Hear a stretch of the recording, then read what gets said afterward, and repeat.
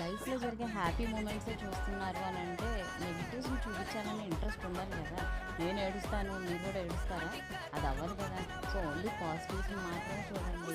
చక్కగా ఇంకొకరికి మనం ఎంత హ్యాపీగా ఉండాలి, ఇంకొంతమందిని ఎంత హ్యాపీగా ఉంచొచ్చు అని గూడా ఆలోచించుకోండి. మా కిడ్స్‌లో జరిగిన క్యూటెస్ట్ మూమెంట్ చక్కగా గేమ్ ఆడుకుంటాము, చిన్న సేవింగ్స్ చేసుకుంటాము, టైమ్ స్పెండ్ చేస్తాము.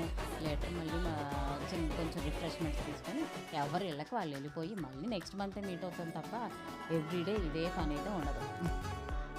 నచ్చిన వాళ్ళు లైక్ చేయండి. Thank you.